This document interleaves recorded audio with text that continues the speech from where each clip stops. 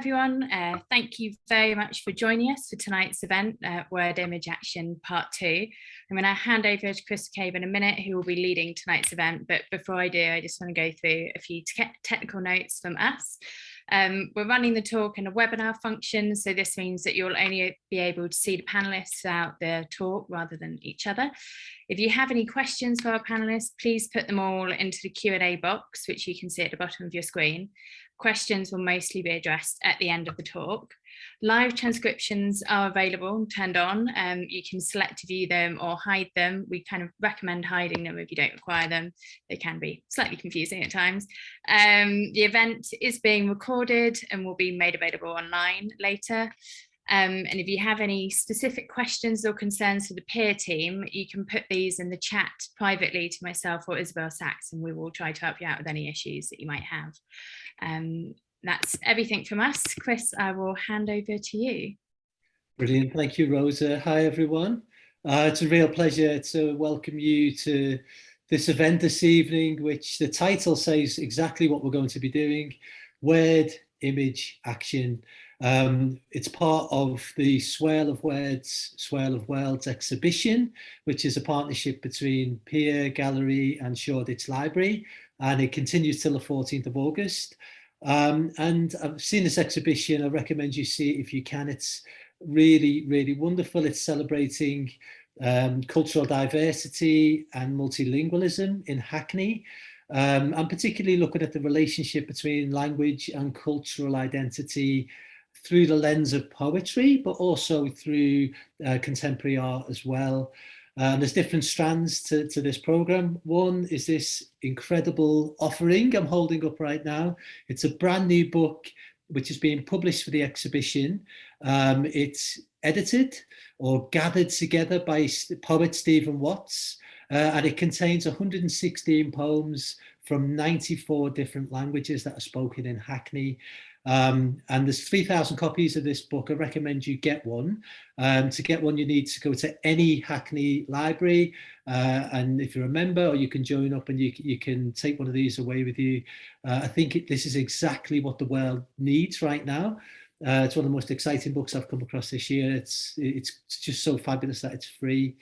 In addition to the book, or growing out of the book, I should say, there's the exhibition, which I mentioned, and we'll have at least one artwork from the exhibition later, brought to life in this event. And on top of that, again, we're being spoilt by the layers of this exhibition. There's a 10-week programme with in-person and live events, of which this is one.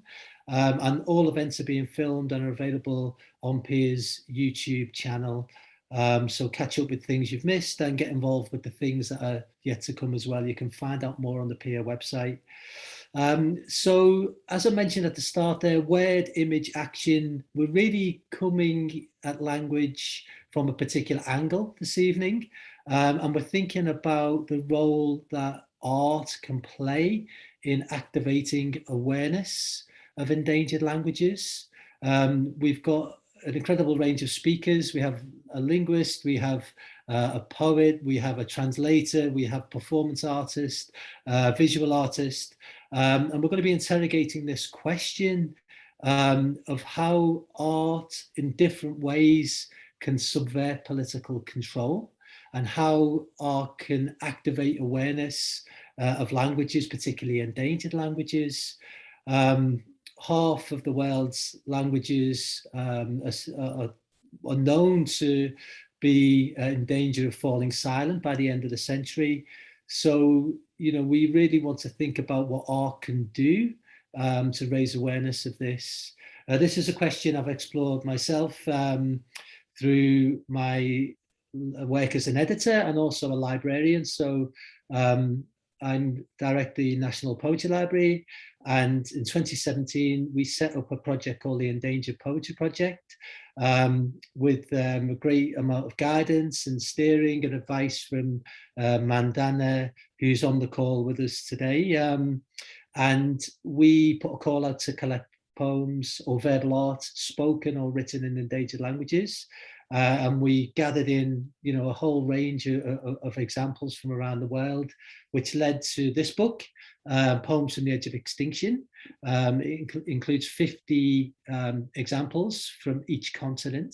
And we'll have one of the poets from this book, Agnès Agboton, reading work from the Goon, African Goon language, translated into Spanish and then translated into English by Lawrence Schimel later in the event.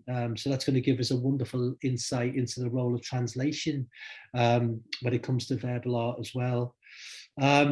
So we're going to start very soon. I just want to give a big shout out to the work for Stephen Watts, who has edited this book.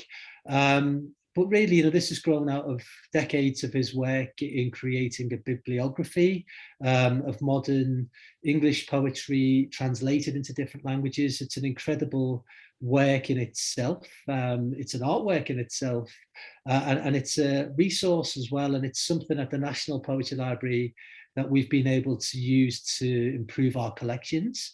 And Stephen has worked with us as a translator in residence. You know, so it's a real rich and vital contribution to cultural life in this country that Stephen's been able to do this. And I also think, you know, the fact that we have this exhibition and this book at this particular time is really, really important. You know, whilst it seemed very little might have been happening in the arts over the last year, the Peer Gallery and Stephen have been pulling together all these conversations and all these translations of poetry, and it feels like it's been gifted to us at a time when, you know, the world's beginning to feel networked again. And I just want to read a short quotation from Stephen from the introduction to the book, where he says, "This collection celebrates the diversities of language at a time of restriction, and we have done it with love and engagement, not in a didactic way, but with lightness of spirit and energy of commitment. Poetry is breath, and life depends on breath." So I do feel this is such a visionary and inclusive project. Those things aren't separate, to be visionary and inclusive. And I think, you know, this project really encapsulates that. So do go and find the book, see the exhibition, and you will also be able to see Stephen performing as a poet. Many of you may know he's an incredibly dynamic performer of his work. And on the 14th, he will be reading from his book, Republic of Birds, with a screening of the film that's being made from that book. And that's going to be at the Peer Gallery. So do go along with that to see that if you can. But, you know, we really need to jump in because we've got a very, very busy program. And to kick things off, we're going to start with a screening of a part of a film by Medea Ijaz called These Silences Are All the Words. And it's a film that is being screened in the exhibition. But we just wanted to show a few minutes of it, really just to bring in some of the ideas that we'll be discussing over the next hour or so. बन रही हैं और कोई town planning नज़र नहीं आती है यहाँ पर हर चीज़ को गवारा कर लेता हूँ उस तकलीफ माहौल में नहीं रहना चाहता जो बाहर है तो मजीद अमजद एक शायर हैं तो वो अपने ख़त में लिख रहे हैं कि दुनिया के बड़े शहर जो है इंसानियत का कब्रिस्तान है तो कुछ ऐसे ही हो गया यदि मैं पूरी लाइब्रेरी आपकी फटाफट बस उसको कैसे निकालें फिर बेशुमार जो लोग बिहार से आए थे या हिंदुस्तान से पाकिस्तान आए थे वो लोग अपनी ज़ाती किताबें भी लेके आए जितने आदमी मतलब ज़ौक़ शौक़ था वो अपनी किताबें नहीं छोड़ी बाकी सालों को वहाँ छोड़ दे किताबें ले आए लेकिन मैं जब लाइब्रेरी में कदम रखता हूँ ना जब मैं अपने शुरू उतारता हूँ मैं अपनी आना वगैरह सब तो साउथ आर्क मार रखता हूँ मतलब मेरी वजह से नाराज़ हूँ कि लाइब्रेरी ना अच्छा लगता है अगर लाइब्रेरी खाली हो तो अच्छा मज़ा नहीं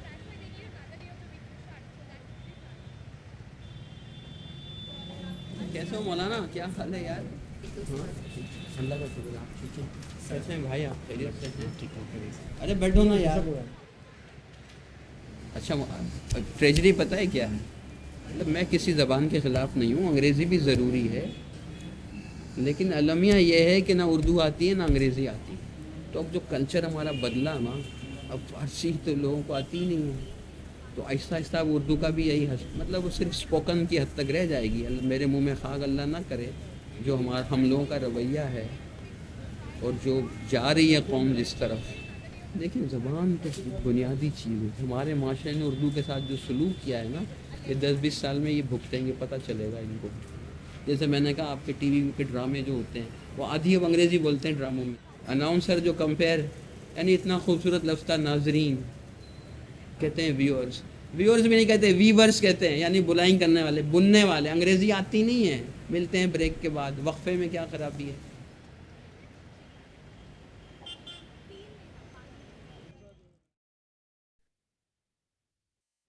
Great. You know, I really connected with this film when I first saw it for what it says about poets, the value that the librarians give to the words of poets. And also, you know, to what it says about languages. And we'll go into some of these ideas shortly. But of course, as a librarian, I connected with the role that that library plays in the lifeblood of Karachi. I'm going to introduce our first speaker this evening, Dr. Mandana Seyfeddinipur. She's a linguist and director of the Endangered Languages Documentation Programme, which is funded by Arcadia. And this supports the documentation of endangered languages across the globe through funding, training, and advocacy. And since 2014, Mandana has also directed the Endangered Languages Archive, where they now have over 500 multimedia collections of endangered languages, which are preserved and made accessible free of charge globally. The two programs have just moved from SOAS in London to the Berlin Brandenburg Academy of Sciences and Humanities in Berlin. Lucky Germany, I would say to that. And welcome, Mandana. I just wanted to start off with a question, really, coming out of the film, which talks about urbanization and, you know, the growth of Karachi, and as that process is happening, languages are being left behind, Persian, Urdu, in favor of English.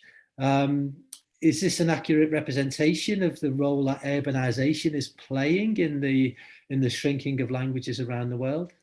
Yeah. Thank you very much for this very nice introduction, Chris.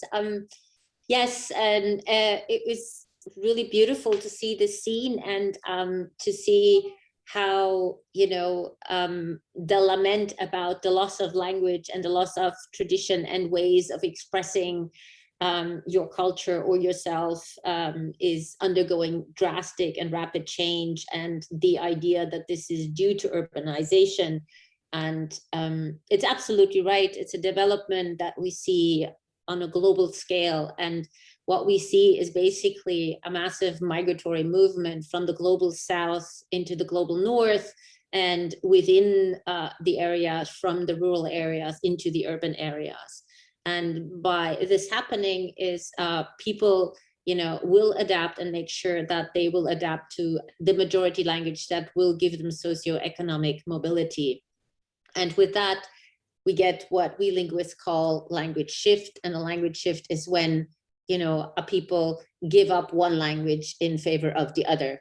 And that's what's happening on a global scale due to the effects of modernization, industrialization, bringing climate change, and bringing then urbanization. So what the lament you see here, you will hear from, you know, poets, writers, artists, activists all over the world. It's a global crisis, and this is not a linguistic or a literature. We are in a political crisis where this is happening, and the marginalization of people is taking place. Mm.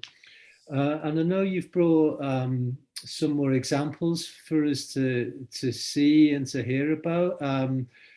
which are perhaps much more endangered languages than what we've heard about in the film. Would you like to introduce those and tell us a little bit about them? I wanna share a couple of slides and a couple of graphs to give an idea about the global situation, because we're talking about the arts and language and the role that is playing. And of course, you know, I'm coming from this background as we're working globally. I'm going to share my screen so I can share a bit of this notion. So when you look at this as this picture, the way to think about it is each of these boxes represents one language, right? And so the size of the box represents the number of speakers. And with that, it also represents kind of power. And what you can see here, of course, everyone is thinking, oh, this must be Chinese. Yes, this is Chinese, Spanish, English, Hindi, Arabic, and so on. And so you can see here basically, you know, this panoramic view of languages, and the majority of languages that we work with are the ones here at the very end of the spectrum. So what we know, what is happening today is that, you know, half of the world's population speaks 25 languages. And all in all, we linguists believe that we have something around 7,500 languages spoken in the world. And half of the population speaks 25, and the other half of the population speaks all the other 6,975. And I say this number with a bit of a polemic kind of tone, because, you know, we don't know exactly how many languages there are, but it's a rough estimate. And so you can imagine what this means. It means that we have a number of languages that are spoken by 3 people, 300 people, 3,000 people, or even 30,000 people is a small language. And now these are all languages that have are not written. They're only transmitted from one generation to the other by children learning it. And the moment the children don't learn the language, the language disappears. It's not transmitted. And with the language going, the knowledge that is encoded in these languages is also going. The verbal art tradition, the songs, the rituals, and so on disappears. And through the massive, you know, digital revolution, industrial revolution, the climate change, this process of language shift has sped up massively. So when you look at this map, you can see these are all languages that are threatened, meaning these are all languages that are not learned by children anymore, or that, you know, are completely gone. The darker the dot, the language is dead. And you can see right away, you see Australia and you see North America, and you can see, you know, victims of genocide. So every black dot is, there is no more speaker. And the darker the red, the higher the language is endangered. So we do know that language shift always happened in the world. It came through war and to then genocide. You know, oppressors have always had the strategy to beat the language out of the people. We know natural disasters and famine, diseases have forced people to relocate, go somewhere else, and then adapt to the language spoken in the environment. Any kind of oppression or marginalization has led to language shift. But what we're seeing now is that we brought this upon ourselves through modernization, globalization, and climate change. This urbanization is, you know, reducing our linguistic diversity, and with that, we're losing this information. Now, it's beautiful in this film, the role that the library plays. The library plays a role because there, the language or the poetry has been recorded in a way that can be preserved. But imagine, maybe of the 7,000 languages, 500-600 might be written at all, but all the others are not written, and many have never been recorded. Maybe there's a grammar about them, but not something material in the language itself. So people can never go back if we don't act now. And this is exactly where then the role of our organization comes in. We give projects and grants to linguists all over the world. And if you look at our website, what you can see here is, you know, these are pictures of linguists working in communities, with communities or speakers, recording their languages and creating basically a library, a Rosetta Stone, a digital library of their knowledge, of their language, of their songs, of their verbal art. And the archive that we have is full of these recordings where, you know, communities themselves, speakers get active to work to preserve this, their cultural heritage, their intangible cultural heritage expressed through their language. Here you see a picture of all the projects we have funded over the past almost 20 years. And you can click on the dot and then it takes you to the collection and you can listen or see the recordings. But one thing that is really at my heart is I want to make the point that, you know, we often use this metaphor of language death or disappearing languages, but languages do not die. People give them up. And people give them up because their life situations are forcing them to do so. They doing it and because, you know, they do national and international migration, there is social and political compact. And, you know, this all has a massive impact on the education and employment. Imagine if this migratory movement is happening and all these people are moving into cities, who's going to educate the children that speak this or that language? So people are actors in their own right. And so this is what is happening on a global scale. And I want to make sure that it's clear that if you think about the UN or the UNESCO, you know, languages are often put in a kind of a folkloristic way, and it's a linguistic problem. We have a massive political problem here because equity, inclusion, sustainability, resilience, well-being, participation works through language. The pandemic crisis has shown us left and right, how does information get to people that don't speak the majority language or don't trust the majority language because it is the language of the oppressor or the elite or something, right? So our understanding of what language is and how it functions for its people needs to shift. And this is another part of the advocacy part that we're trying to fulfill. Now, Chris, you asked me the arts. You asked me, as a linguist, how do you see the role that poetry and art can play in raising awareness of endangered languages? I think it's a massive way that the arts can do this. And you can see people all over the world use different kinds of art forms to reclaim and to revitalize their languages and to direct attention, because through the arts, you reach people in different ways than through someone like me talking. I want to give you one example of, you know, a verbal art form that is disappearing. This is Lizzie Marie Kelly Ellis in Australia. She's an Arrernte speaker, and the Arrernte women have a tradition which they call sand drawing, and they sit in the sand and with this stick, they draw while they're telling stories. And the symbols and the forms they draw are coded forms, and they tell stories of where they went hunting and what they did. And this is something they used to do in the evenings together, or also telling these stories together. And of course, you know, the way it goes, the young generation is not learning this anymore. So it is disappearing. And for many years, even though there were many linguists going there, this female art form was never recorded. And it could have just died away without any kind of record. But now they have started, you know, they have started recording it. They're, you know, bringing it out and talking about this art form. And, you know, now the young generation gets excited and the young girls want to learn it. And now they've done a research project where they did the sand drawing, and then they had the girls draw it on iPads, where you can see that these shapes that they're using are systematic shapes. And that valorizes this knowledge and brings it into a forefront. And it brings also out what you mentioned, Chris, you know, it's the written word, but it's also the image, and it's the performance and the action.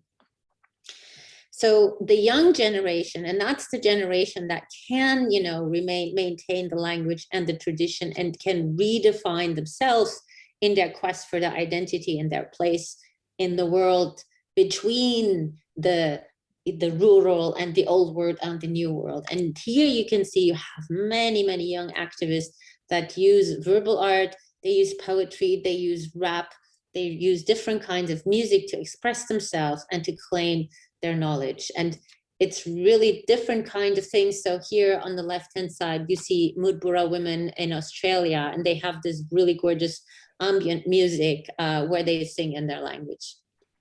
Michelos Tucci, he is he is a poet and an activist, and his poetry slam highly politicized. On the right hand side, you see the Kemican in Mexico. This is in Nahuatl. They're doing death metal. You have the Greenlandic artists who are talking about climate change and how Greenland, how their glaciers are melting away. Or you have down here the Bombats Killers, who are singing and rapping, you know, in this boom bap, which is a rap form, in Quechua in Peru. And by young kids doing this, other young kids get excited about it and go back and to maintain, you know, their language and their art form. So art is a really, really strong catalyst to reclaim, revitalize, and reconnect.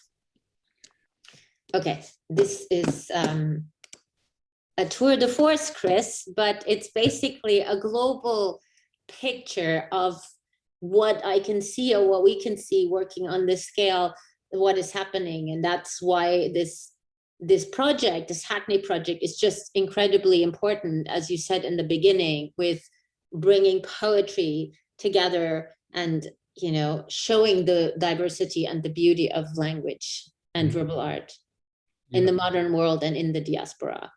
Yeah, no, it's so fascinating. I'm particularly connected with what you were saying about the young generation and the reclaiming of identity and how that comes to life in performance. You know, it's a really attractive thing, perhaps to a younger generation, to know they can connect in that way.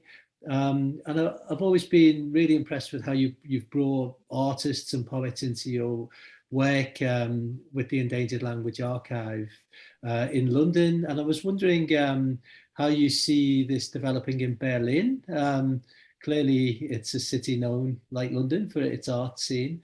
Are you already feeling there's a different kind of energy or different ways of working with artists, perhaps in Berlin? I honestly, we just arrived a month ago, so it's brand new, and it's summer break, and the Germans are very serious about their summer breaks. They're very serious. I really don't know, and I'm very curious how this is going to go. For London, I was always impressed SOAS was also just a fantastic place for that. We were approached by artists and we were approached by different people with ideas, and I always was like, yes, please, let's work together. Let's do this together, because I can only reach a certain amount of people, and you have a different reach, and you have a different way of expressing and touching people's hearts and their minds. And so the more we can join forces, the better it is. And for me, I really hope that we can do something similar, or that we can just continue this and also strongly continue to work together also with, you know, with Stephen Watts or with the Peer Gallery, and with, you know, having poets coming together and, you know, talking about their language and their work form. But I honestly don't know. We'll see how adventurous Berlin is. It's hard. London is hard to beat. Yeah. Well, it's going to be very exciting to see how the archive continues to grow and all the work you do. So we'll come back shortly, Mandana, at the end of the event, and we'll have some questions, hopefully, from the audience. But thank you so much for now, and we'll talk more soon. Thank you. Going to introduce our next speaker, Ivor Davies. He's a visual artist. He's Welsh-speaking Welsh artist born in Treharris in 1935. He is known for activating the Welsh language through his work. He was part of the Becker group, which we'll hear more about soon. And also he's taken radical approaches to the creation of his work and often incorporates poetry and the Welsh language into his visual work itself. So we'll get to see some examples of that shortly. Ivor was elected Vice President of the Royal Cambrian Academy of Art in 1995 and is a member of the Welsh group, and he was made an MBE in 2007 in the New Year's Honours List, and at the 2002 National Eisteddfod of Wales he won the gold medal for fine art, and he actually sponsors a prize at the Eisteddfod for new Welsh works. So that's a wonderful, continuation of what we just talked about in terms of the next generation engaging with an art, with a language such as Welsh. So Ivor, are you able to join us on screen? Yes. Hello. I can hear you. I can't Good. see you, but that might just be. Oh, there we go. Good. Here we go. So it's really wonderful to have you with us today, Ivor. And I just wondered, just to pick up the conversation from what we just talked about then, how do you see visual art as a mode of activism for the Welsh language? I think it's a very important mode of activism because it was repressed for so long, like so much Welsh culture. Wales has the oldest literature in Britain, of course, from the 6th century, which was written in Scotland in Welsh, where it was spoken south of Edinburgh. But there's a kind of takeover element in Wales, which is very imperialist. Some people say there's no such thing as Welsh art. Of course, that means that Welsh art has to be introduced from the empire or wherever. And recently somebody wrote several books on just how much Welsh art there is. Some people, I think in a way, memory, the memory of culture like that is as important as language. Well, language for me is exceptionally important. And this is a picture of Paul Davies, as you probably know, holding up a railway sleeper with Welsh knot on it. I've no doubt you know the history of the Welsh knot, how school teachers made their classes speak English, and if they didn't speak English, they were punished, and the Welsh knot had to be passed on from one speaker of Welsh to another until the last one, and he was severely beaten. Only a few deaths, but enough. Paul Davies was a most interesting artist, and his brother Peter Davies traveled the world on a scholarship, I think, in the 1970s, and saw the minority works of all sorts of countries. He even introduced the Chicago Who to Britain, which was a very way out sort of art form, beyond pop art, if you like. And he had his brother. He was born in 1944, and Paul Davies was born in 1947, and sadly died in 1993. They joined together and called themselves Becca, like the Rebecca riots of the 19th century. And they made it fairly anonymous, exchanging blanks, as they called them, and carrying on the work. When I saw this scene that you see before me, I was so impressed in 1997. I'd been doing things connected with Wales since I was about 4, I suppose. Art, sort of, if you can call it artwork, probably the best I've done anyway, was about 4. And when I saw this, I rushed up to Paul at the end of, or an interval, and said, look, I'd like to join you. You're a group. And they said, well, I'll have to ask my brother.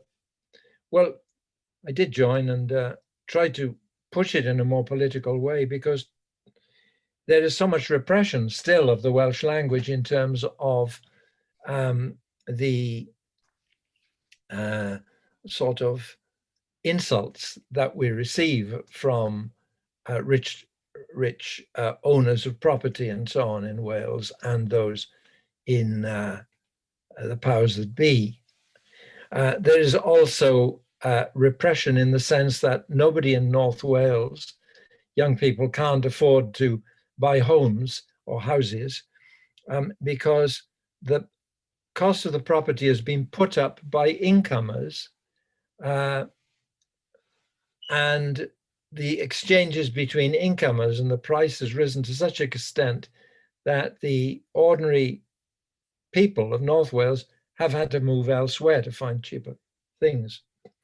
So there are a lot of things that I could grumble about in this, and will eventually grumble much more severely if I write a book on Becker. I need another lifetime, but I might do that. And Paul was great because he went to St. Martin's School of Art in 1966 to 67. And this was the time when the Destruction and Art Symposium came about. And I helped Gustav Meska organize this. And I didn't know him then. He was doing performances within yards of me in Better Books, which wasn't too far from St. Martin's. His brother Peter at the same time was at the Royal College of Art. So I think there's an element of this explosive ferment in Paul's nature, perhaps something I understood immediately when I asked them if I could join them. So I've tried to make it as political as I can. And I tried to, I was very fortunate enough to win the gold medal in the Eisteddfod in 2002. And so I said, it's too much, £3,000, I think. It's too much money at the same time for me to spend. So I'll put it back and make it into a prize. I'll read it out. Work in the open Eisteddfod exhibition that conveys the spirit of activism in the struggle for language, culture, and politics in Wales. So I've been giving that every year until this coronavirus, when everything stopped. And I noted how many students had followed Paul and how many people were actually very active and appreciative of doing work which expressed the struggle that I described. There have been many, many winners now. In fact, I thought I'd organize an exhibition at some time or another. I don't know if you can see it well enough, but here's another photo of Paul. You can probably see it. It's better than having it on a slide, I think, because it's physically held. Here's another photo of him, which gives an impression. I've always wanted to meet people because they give something out about their work in a way. Here's Paul in somewhere like Finland, I think, if there is anywhere like Finland, with snow, doing a snow sculpture. And this is the sort of person he was. He was very international. And here he is again, tangled with, in knots with a Welsh popular music group, sort of heavy metal group, and tangled with film. That's great. To hear heavy metals coming up again. It's certainly that's right. A younger generation. But maybe we should look at. It's really great to have this background. But I'd love to see some of your works as well. Oh well, yes, thank you. Yeah, I'd like to. This is one of the works for which I won that gold medal. It's called The Writing on the Wall, the name I gave it, because as you can see, it's an antique gun, piercing a Bible, and 2 other books. I had terrible difficulty in getting that antique gun to be sawn up because I was paying license on it every year. And then I decided to destroy it in this way, and I had to arrange it with the police and everything. And anyway, it was beside the point a bit, but no factory wanted to cut it. They say, you can't get this up. This is in antique. Look at the chasing. Look at the all this. And I said, well, I persuaded them by saying it'll go in a collage. So they seemed to turn their eyes up and do it for me. But it was very difficult to do. My father said, if your grandfather knew that you'd cut his gun up, he'd have killed you. Anyway, he died, sadly. But this diagram, this illustration of the Bible here is Daniel reading The Writing on the Wall, which is the title of the the piece. You know how the story of Nebuchadnezzar in English,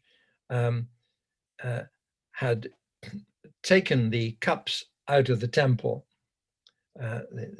and used them for a party that he was having with his concubines and all kinds of chums.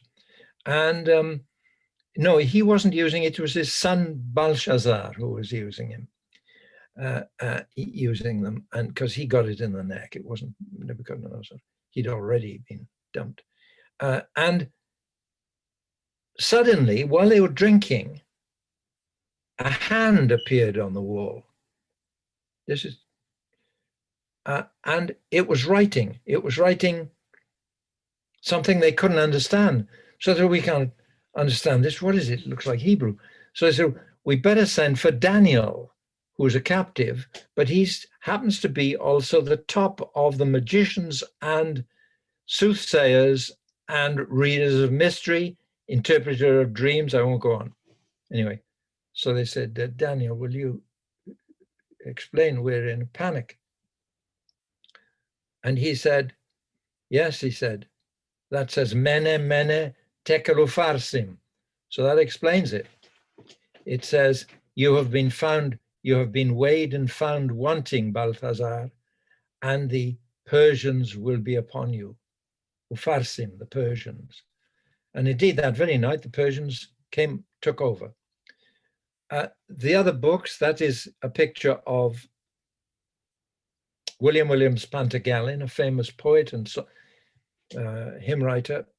And he was on everybody's wall up until about 1950, a huge image of him, idealized and beautiful, you know. Wasn't as good looking as that, according to a sketch I saw, but anyway. The other book is a book which I edited with a friend. I'd invited, when I went to the Cambrian Academy, I organized a series of lectures in Welsh on Welsh artists and published them together with the University of Wales, published them, 3 essays by me, one of which was the historiography of art. In other words, the history of art history and how it can be used in researching Welsh art, where things are and things like that. So the gun penetrates this cultural effect. It says on there, Gorau arf disc. The best weapon is the weapon of knowledge. It's a sort of coat of arms that have been used for several towns in Penarth, including the one where I live, actually, Penarth. And I didn't want to, the thing about poetry is the same. Very often, it doesn't come to your mind until after you've seen it, until the whole thing is read up. And you can interpret it any way you like. And there are many ways of interpreting this. But to see it, I mean, many people who were quite devout people were horrified at my cutting the Bible up. And when I cut it up, I felt terrible. I felt sort of really unlucky to cut Bibles up. And so it is really destruction, complaining about destruction.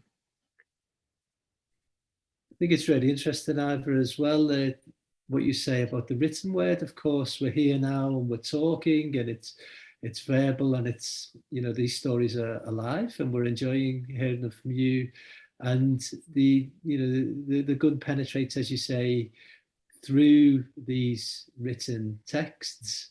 And you're talking about poetry. I know we've got one more work from you to look at, which also includes poetry as well, doesn't it? Well, yes, yes.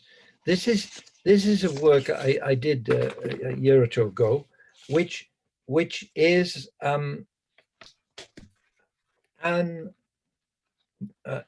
Griffith's a poet and hymn writer who lived between 1776 and 1805. If you're quick at mathematics, I think she's 29. And she had an elementary education, and she used to, it was a very irreligious time, particularly in Wales. She used to mock people who went on their pilgrimage to Bala, who were sort of newly converted Methodist types, as pilgrims to Mecca, you know, because she thought that was a funny joke. But by 1797, she joined them. She died at in 1805 at the age of 29 of tuberculosis. The cause of death was noted as childbirth. That's a drama in itself, and I believe there have been 1 or 2 dramas on television about that. She wrote 30 hymns, 73 stanzas in total, and 8 letters. And we are fortunate in having these in the National Library. I like the way that she uses the letter O very much. The sound of that, Ivor, the sound of the O. I can see. Well, it's a passionate yearning sometimes, a passionate shock, and I could read you that if you like. I don't know whether there's time.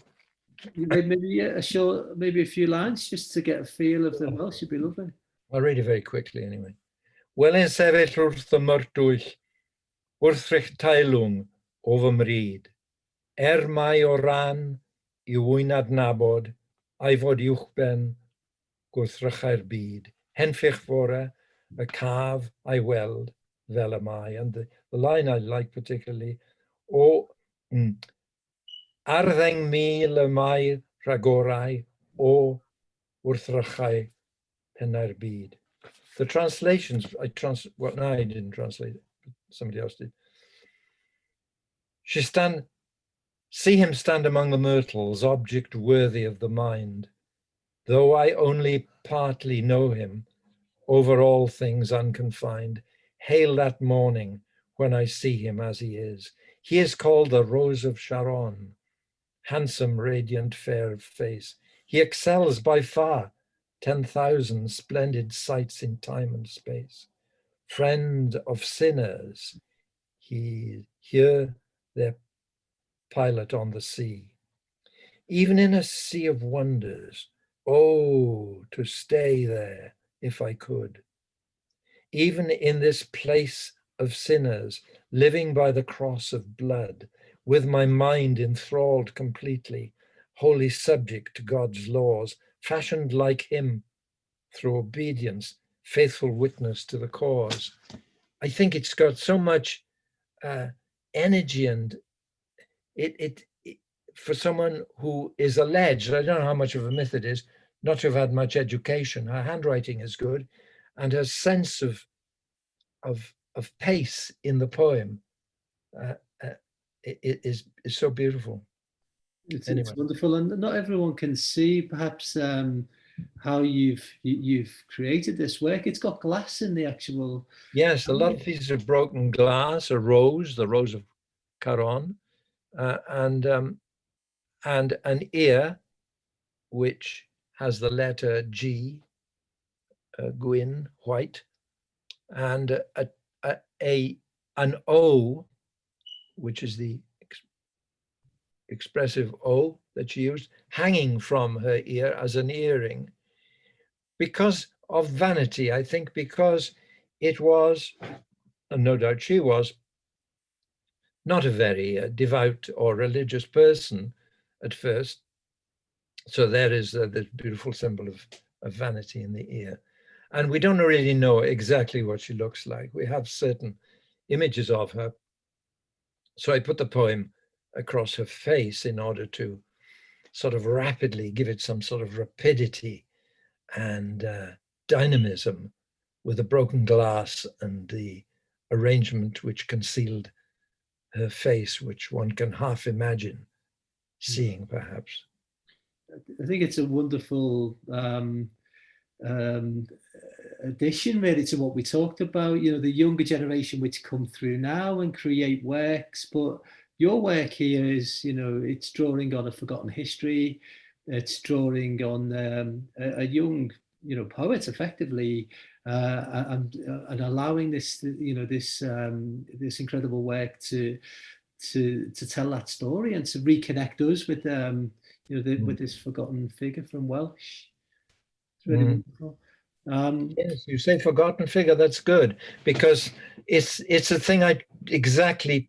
You're very perceptive. It's exactly what I'm trying to do, is stop these figures from being forgotten.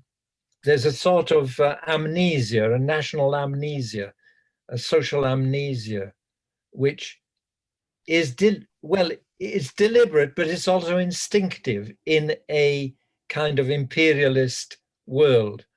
The first thing that invaders do in Europe, from all through Napoleon and others, is to loot the museums and then destroy the memory of the people's culture, destroy their books, destroy everything in museums.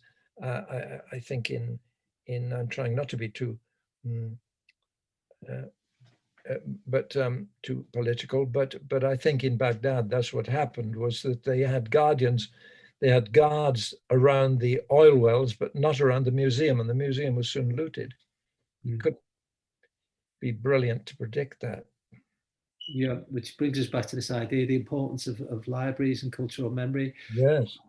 Wonderful to hear more about your work, Ivor, and to talk with you. We'll come back at the end. We will hopefully have some questions from the audience, but for now, thank you very much, and we'll talk more shortly.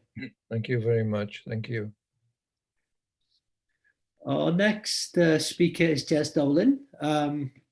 He is a visual artist and theatre maker based in Manchester, and his practice over recent decades has underlined the intersections between queerness, sexuality, identity and memory. And he uses a range of different mediums to express this, and we'll be seeing some of this shortly. His work's been shown many places, from home in Manchester, Birmingham Museum and Art Library, the Walker Art Gallery just down the road from where I am now in Liverpool, and the Victoria and Albert Museum.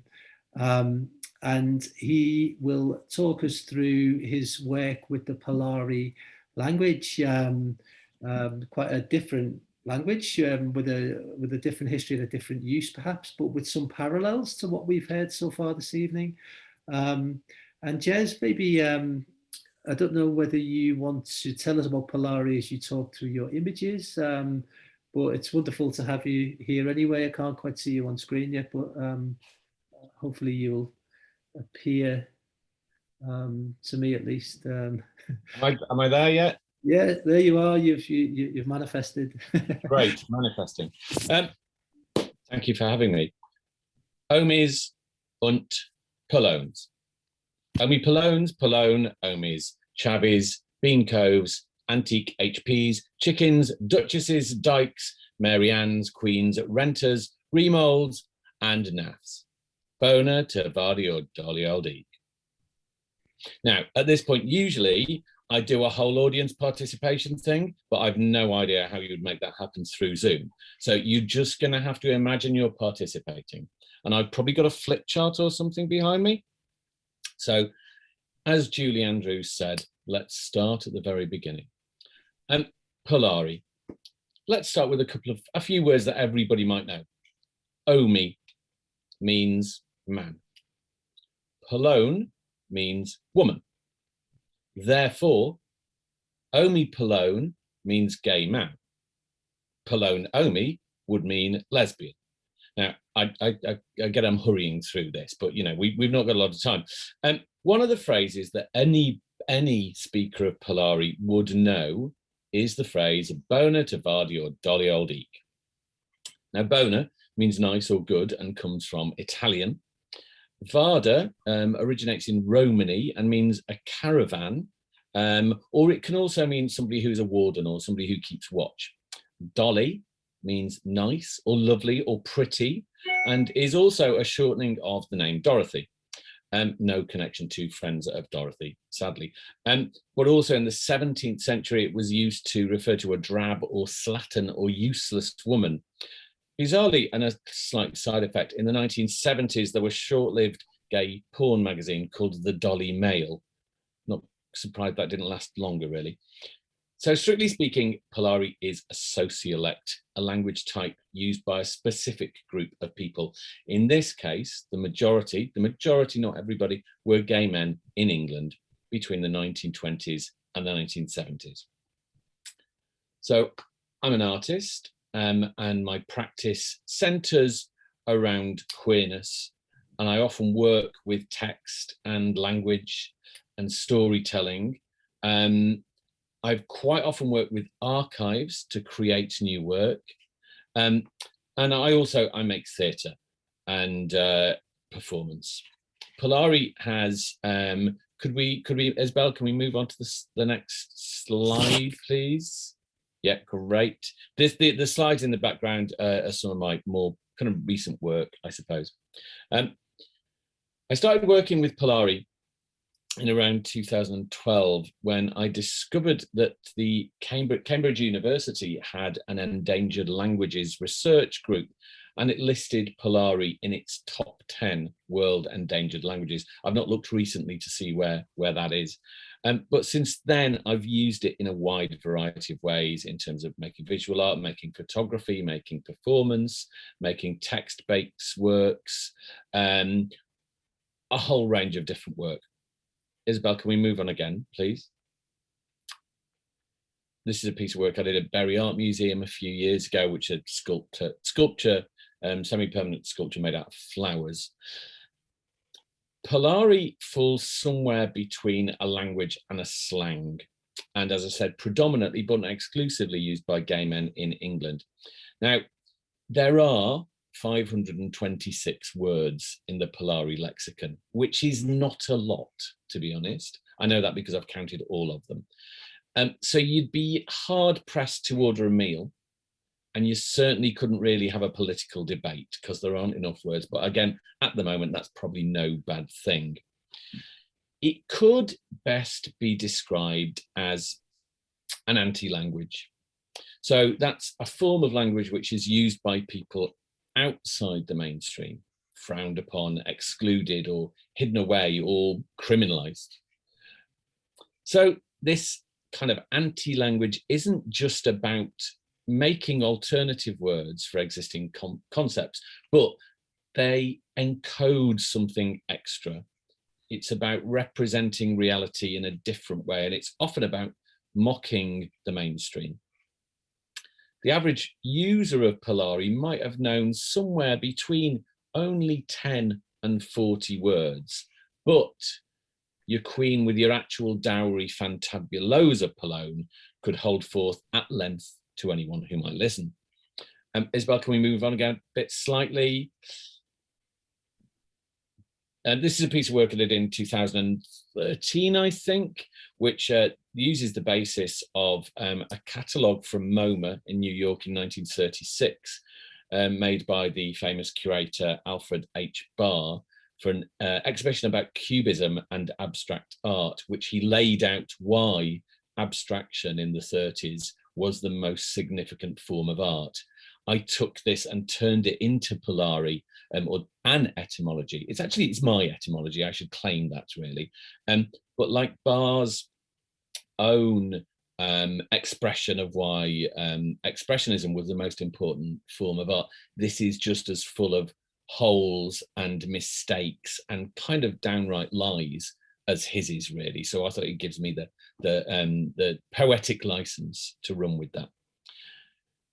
One of the things that I'm most interested in is that Polari acted simultaneously both as disguise and signifier, and as I said, was importantly used by the excluded people and those not in the mainstream, particularly working class people. So if you were going into a bar that had a reputation as a gay friendly space, this might be the 50s or the 60s, 1967, you could drop a few words of Polari into the conversation, and if the person that you were kind of gearing yourself at kind of picked it up, then you were away and talking to each other. If, however, they were just looking at you blankly, then you'd move on. Obviously, also it was importantly there for you to communicate what you've been doing, what you'd been up to with other Polari speakers without getting attacked, without getting arrested, without getting beaten up. So it was disguise and identification, very importantly. And I think also it was about claiming a space so that you could go into the space. I mean, queer spaces in the time when we're talking, few and far between. But with the use of Polari, you could go in and make that space your own. Can we move on again, Isabel? And the next one, please. 2015, I was approached by the UK Parliament. They were doing a project called Festival of Freedoms, which celebrated 750 years of legislation, parliamentary legislation in England. They wanted to choose a selection of pieces of legislation which had really, really significant importance over a wide period. One of the things that they selected was the 1967 Sexual Offences Act, which partially, and the word partially is very, very important, partially decriminalised sexual offences between men over the age of 21 in England and Wales. It didn't happen in Scotland until 1984, which is kind of shocking, really. They approached me and asked me if I could translate the 67 Sexual Offences Act into Polari. Of course, I said, yes, of course I can. And then I went, well, actually, no, I can't. For example, Polari has 9 words for wig, but no words for government legislation. So translating that kind of legalese became nigh on impossible. So instead, somebody suggested translating the Wolfenden Report, or, as it's fully known, the report of the Departmental Committee on Homosexual Offences and Prostitution, better known as the Wolfenden Report, from 1957, very much the precursor to the Sexual Offences Act. Now, I'd never read the Wolfenden Report before. It's a really interesting document. It was incredibly, it had to be reprinted 3 times because it sold out hugely beyond its initial print, because people were so anxious to get hold of this document to see what kind of impact it would have. This is my version of the Wolfenden Report, which takes the 2 pages of the recommendations and translates them partially into Polari. You can see this on my website and elsewhere. The words in red show you the words that are Polari, and as you can see, that there's, as I said, 526 words in the entire lexicon, so it's not massive.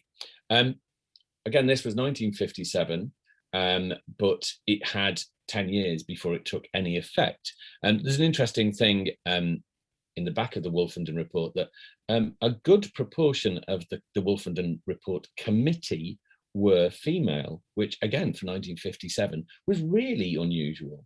But they thought that the powers that be thought that discussing homosexuals and prostitutes might be too difficult for the female sensibilities. So throughout the meetings of the report committee that met for 13 months, I think, they refer to homosexuals and prostitutes as Huntley and Palmers, a then famous make of British biscuit. Again, moving on slightly, Isabel. So I'm primarily a visual artist, but I also make theatre. This is a photograph from a show I did about drag in Manchester. One of the things that we looked at in this performance was the huge impact that the likes of RuPaul's Drag Race is having internationally. It's absolutely massive. In Manchester, I don't know what it's like in London, you are literally falling over drag queens on the floor wherever you walk. But there's an interesting way of looking at Polari on one hand and the modern drag queen lingo and the connections between those two things. And this performance explored that. Can we move on again, Isabel, please?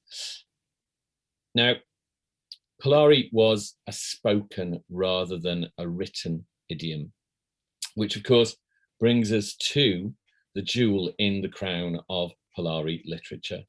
Admittedly, the canon of Polari literature is quite small, but this is the apogee, I suppose. So, picture yourself on Castro Street in San Francisco in 1979, the height of the Castro clone. Tight jeans, plaid shirts, boots, beard, moustaches, all very butch. Now, not the gayest of the macho gay enclave in the entire world walked three queens. Each was dressed in traditional nun's habits, one carrying a plastic machine gun and smoking a cigar. Into the butchest of butch queens you've ever seen. These three queens stole the day. From there, they started a worldwide order of queer nuns called the Sisters of Perpetual Indulgence, which is still going 45 years later, I think. The central tenets of the order being the promulgation of universal joy and the expiation of stigmatic guilt. Amongst other many miracles, the sisters created one of the world's first safer sex information packs when the HIV pandemic was at its height in America.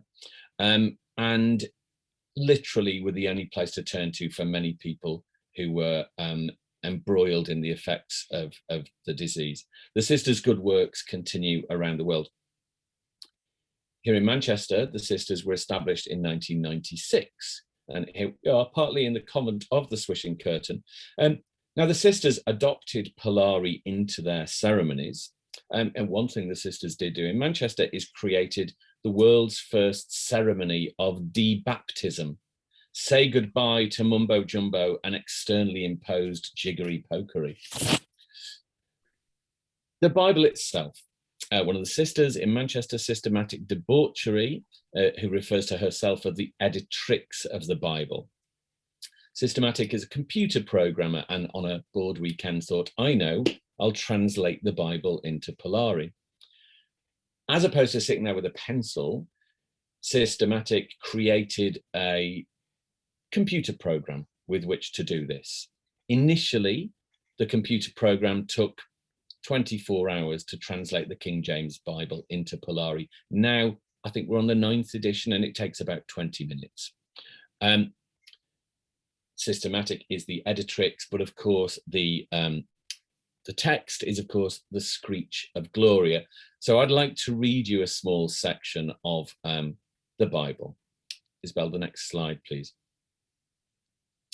In the beginning, Gloria created the heaven and the earth was nantiform and void, and Munge was upon the eke of the deep, and the fairy of Gloria trolled upon the eke of the aquas, and Gloria cackled, let there be sparkle, and there was sparkle. And Gloria varded the sparkle that it was bona, and Gloria medsaid the sparkle from the munge, and Gloria screeched the sparkle journo, and the munge she screeched notchy, and the bijou notchy, and the morning were the first journo. A poetry in majesty all of its own. I'm assuming you recognize that Genesis chapter 1 verse 1. A poetry in majesty all of its own. It certainly has. So I'm going to leave it there, otherwise I will go on for many, many hours. This is a very short excerpt. But if you are interested in learning more about Polari, I'm shortly in September, October, going to be touring a theatre show which has a much more in-depth history of Polari. So do look that up. Yeah, thank you, Jez. We could see how you were subverting the history, not always of underground documents, but legal documents, the Bible. It was an interesting twist on that idea. And I was just wondering, maybe we've got time just for one quick question. What you see as the future of Polari for artistic practice? It's a language, as you say, that had a specific use in society, maybe up to the 1970s. But do you think Polari is going to be around forever as a source of artistic possibility? If I'm concerned, yes, certainly. If you talk to younger gay men, queer people under the age of 40, they have never heard of Polari at all. Very few. One of the things that Mandana said earlier was she showed the some of the reasons why languages didn't die but were given up, and I was looking at that and made a note at the time and thought actually one of the reasons why Polari was given up was queer people's increasing equality, which I thought was a really interesting idea, that it wasn't about it was the opposite of oppression in a way, that it became not necessary. I didn't even mention Julian and Sandy there from the 1960s radio program Round the Horn, which ran, I think, from 65 to 68, something like that, played by Kenneth Williams and Hugh Paddick, and they played in each episode two characters, Julian and Sandy, who were resting actors, and the format of the 3-minute sketch went the same in each week, and they spoke a bit of Polari. But it was getting 9 million listeners on a Sunday lunchtime, which of course then was huge. And Paul Baker, who's an academic who wrote his thesis on Polari, sadly not in Polari, about 15 years ago, suggested that once your Auntie Beryl, who might have been listening in, started to understand some of what it meant, it lost its power, it's lost its strength. But also, I think, with the growth of the gay liberation movements in the UK, it was seen as something about self-oppression. So it was kind of, we need to get rid of, we don't need that anymore. We need to get rid of that. So it was like a case of, throwing the baby out with the bathwater. And when I work particularly with younger LGBT people, and they go, we've got a language of our own. Wow, that's really exciting. So yeah, we need to keep, it's a tiny piece of queer history, but it's ours, and we need to keep hold of it. Absolutely, great moment to end there. Thank you, Jez. Hopefully we'll come back shortly. Cheers, thanks for having me. Brilliant. I'm going to introduce our last performers. We're going to finish with a poet and a translator. So it's a real pleasure to welcome Agnès Agboton, who is from Porto Novo in the Republic of Benin. She's a multilingual author and storyteller who now lives in Catalonia in Spain. And she's published 2 bilingual books of poetry in Goon, or Gen, as it's often known in English, plus books on African food and collections of African legends. And Agnès came to London for the big poetry festival we had nearly 10 years ago in 2012, performed her work in the National Poetry Library, so it's great to see you again on screen, Agnès. Her work will be translated by Lawrence Schimel, who's a bilingual Spanish-English author who's published over 120 books for readers of all ages. He's won a Pen Translate Award and also highly commended in the Children's Clipper Award. And he's also won a Pen Translate Award to translate the collected poems of Agnès Agboton into English, and that's forthcoming from Flipped Eye. So do keep an eye on that. It's a great way to follow up on this reading, to be able to buy the collected at some point soon. As you will see, Lawrence can say more about this perhaps in a second. Agnès' poems are translated from Goon by herself into Spanish, and then by Lawrence into English. So we're going to hear 3 languages, and it'll give us a wonderful window into the world of translation. And I will hand over now to Agnès and to Lawrence. Thank you very much, Chris.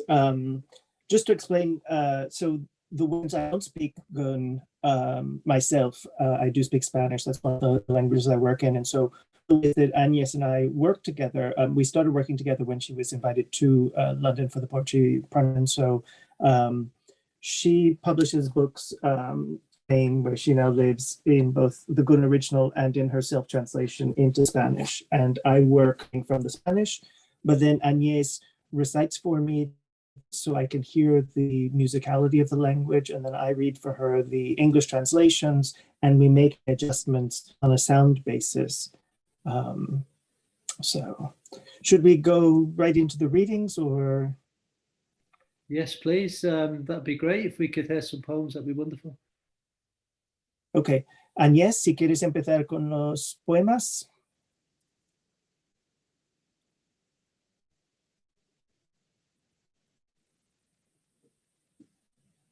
Oops, I don't know if I think Agnès is on.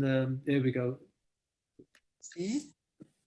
Que Ahora muchos sí. recuerdos a Chris, que le mando un fuerte abrazo antes de empezar la lectura. Me ha hecho mucha ilusión verlo después de tanto tiempo también. So she sends a warm embrace to Chris. It's nice to see you again after so many years. Y entonces empiezo el poema en Gun. Perfecto. Esto es, this is the book he's going to be reading from. Sí. Y el poema, claro, en Gun. Ado enele de lile do suhun pame. Koto hun. Wekpo oho supapa na doze obeton. Dodonu. Avun le kudo adogbo tegbe eton leton. Lon edele dogbe nana yeton leji. Azande kanawa wadu yeton le manawakpe lang plan enele.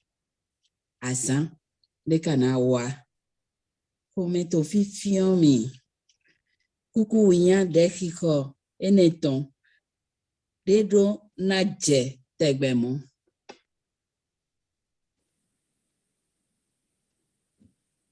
Tiemblan ya las paredes del tan seguro reducto y apenas si la palabra ha resonado aún. Los perros siempre ávidos se han lanzado sobre su presa. Día llegará en que no bastarán sus colmillos para tanta carne.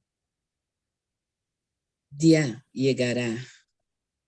No me oprime el corazón esta tímida jaculatoria siempre en futuro. Te dejo, So that was the Gun in the Spanish.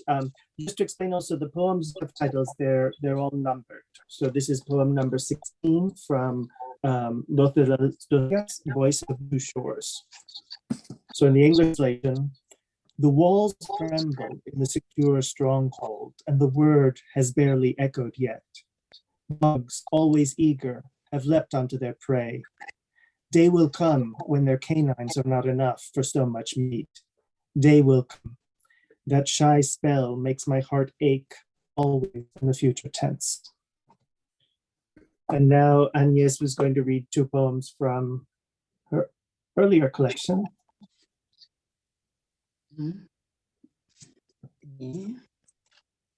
So this collection is Cantico Hablado y del Exilio, and of Exile. Y Lawrence, Sí. Mira, voy a empezar en castellano esta vez. Okay, so this time Agnès is going to read the Spanish first, and Luego then I'll read the English. Perfecto. ¿Sí? Sí. Parece que en los ojos tienes dos alfileres pequeños en un mar negro. Dime tú que me miras si yo lo tengo. A veces mueven mi cuerpo tus alfileres, bailan sobre la almohada casi ahogados cuando el mar de tus ojos se ha desbordado. Echikpori, adodo nukuntueme, nyevi awe. Nyenvi awe pevi kong to huyuyureme. Donami, kede to pikomi, ni yeto chileme.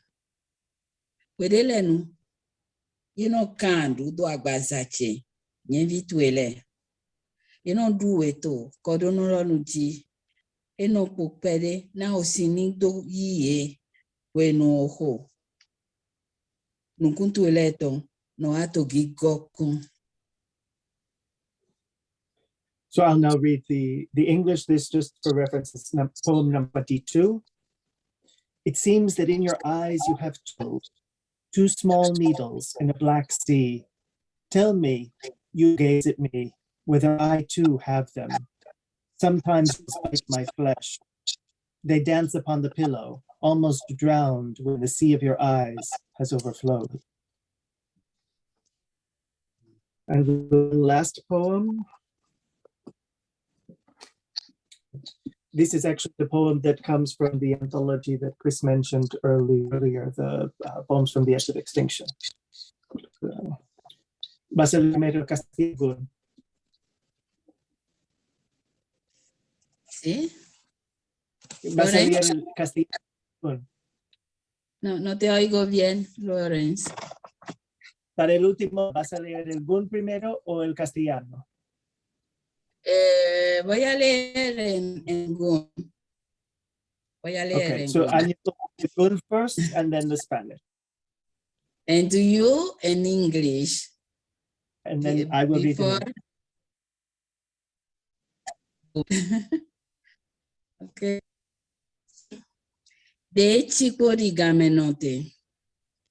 File, de hecho ahí guado. Odo yido san vote gbe na onu len tata. Odo ahwanga le si ohanko. File, de chico ri ohumando gbe. File, to fifa ote tome.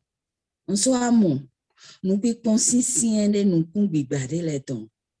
Wa se ode sinsin, sin hodele.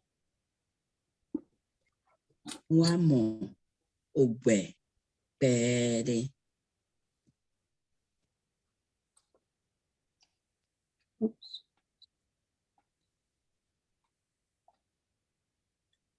You. ¿Vas a leer en castellano? Tú, en inglés. Sí. In English. Sí. So I'm going to read the English now. This is poem number 1 from Songs of Village in Exile. And the English translation goes, here where time seems to have stopped, here where the land is abandoned, sacrificed daily to useless memories and heroic songs, where blood seems fruitless. Here in the stillness of the cemetery, I've still found the steady gaze of crushed eyes. I've listened to the words of a stiffened tongue. I've glimpsed life. Aquí, donde el tiempo parece a veces detenido. Aquí, donde la tierra es abandonada, sacrificada cada día a inútiles recuerdos y a heroicos cantos. Aquí, donde la sangre parece infructífera. Aquí, en la quietud del cementerio, he hallado todavía la mirada fuerte de unos ojos aplastados. He escuchado las palabras de una lengua agarrotada. He entrevisto la vida. Okay. Gracias, Lawrence.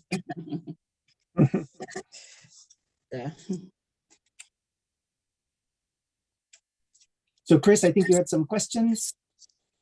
Wonderful. Thank you, Agnès and Lawrence, for that wonderful reading. It felt like we were in your creative world of translation. And really my question, we haven't got too much time, but there is one question I'd really like to ask, and I can't see any questions in the chat from the audience, so let's go for it. And it's really about the Goon language, which I believe is one of around 55 languages in Benin. And I wanted to ask Agnès if the language experiences political pressure, particularly in the context of French, which is the recognized official language.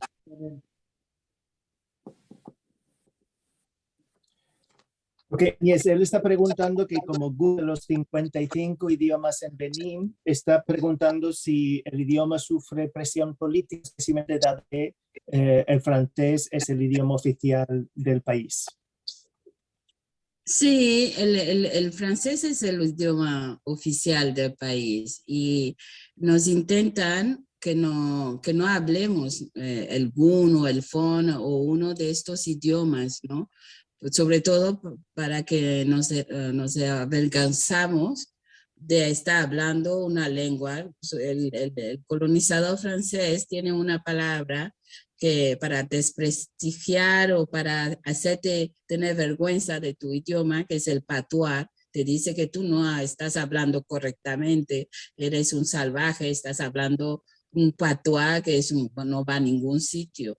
Y al contrario, estos idiomas son de una riqueza impresionante y yo creo que tenemos mucha suerte en el Benín, que la gente aún está agarrada a su idioma, ¿no? Y bueno, yo creo que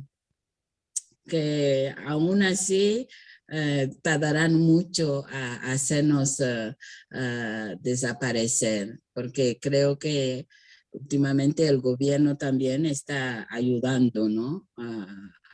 A que se mantenga, pero como una actitud en contra del colonizador. Antes el gobierno ayudaba al colonizador a avergonzarse, ahora no, creo que no, y hay muchos idiomas. Yo diría que más, claro, esto también hay que ver, ¿no? Que clasificamos como idioma, como lengua, como, no sé, todo esto, estas clasificaciones. Traducir porque voy a, so I'm going to translate before I lose the thread. So Agnès was talking about how, yes, that French is the official language, and as a language, there's this word patois, which is used to diminish and to make people feel ashamed speaking, you know, that they say that, you know, you're savage as you're speaking a savage language. And so this was how the colonial language, how French is used to eliminate prestige of speaking the many languages of Benin, like Fon or Gun or different things like that, and the attempts to suppress that.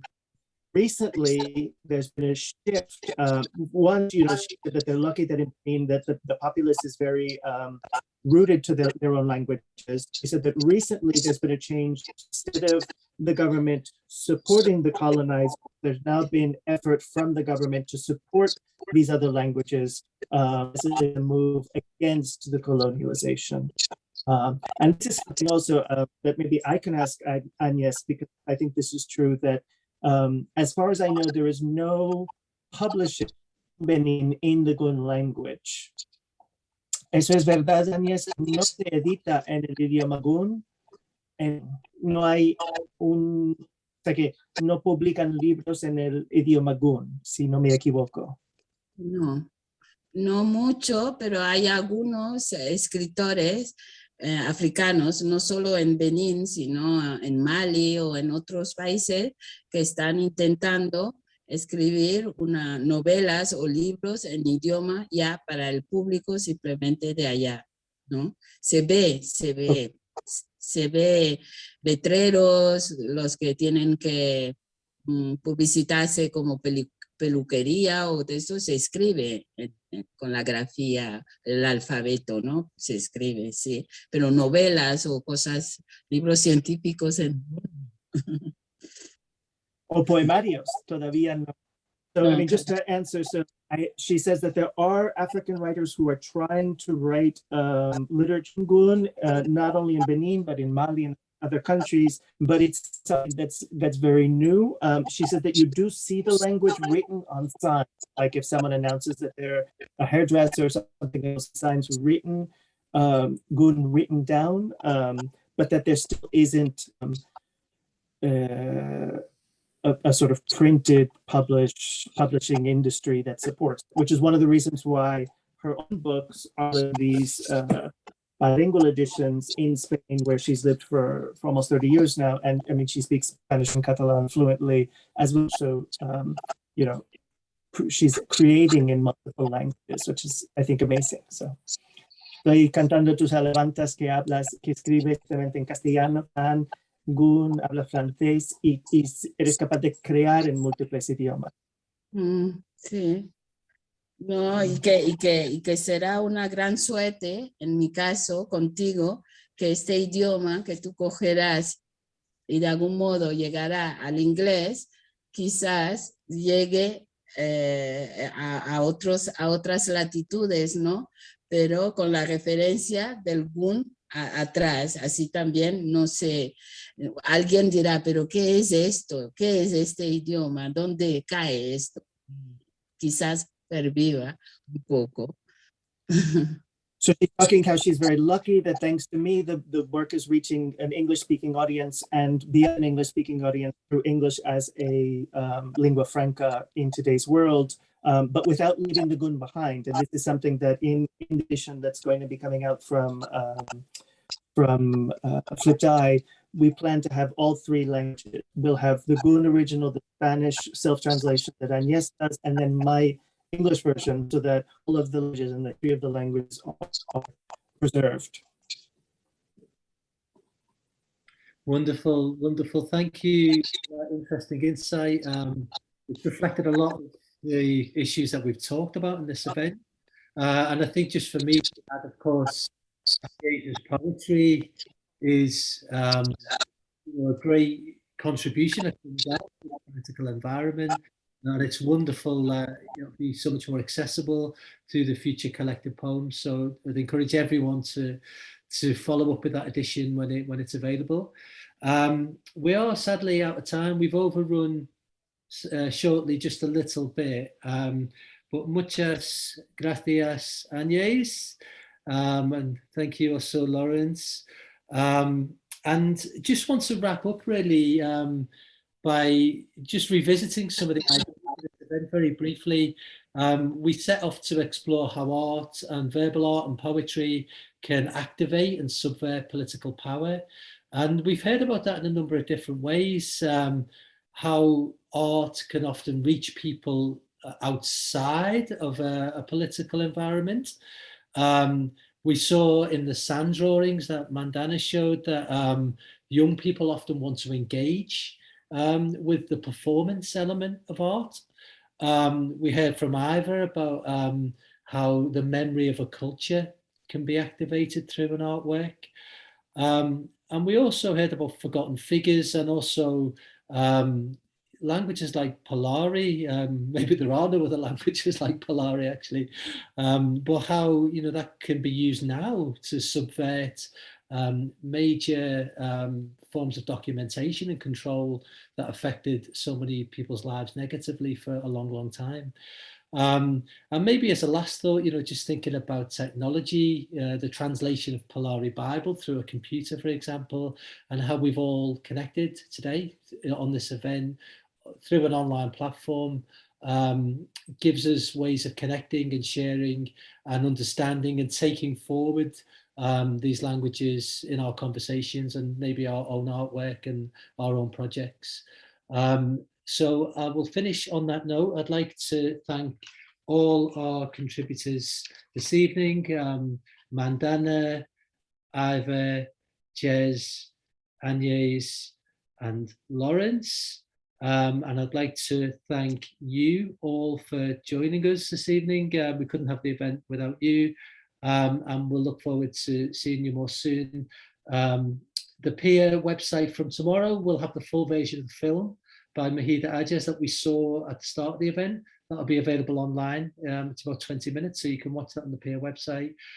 Do come along to Pier to see Stephen Watts perform on the 14th, and you'll be able to see all the online content building on the website there as well. And just one final huge thank you to the Pier Gallery for what they've done, and to Stephen Watts, because none of this would exist without this wonderful book and his wonderful bibliography and all the energy that's gone into that. So thank you to Stephen as well.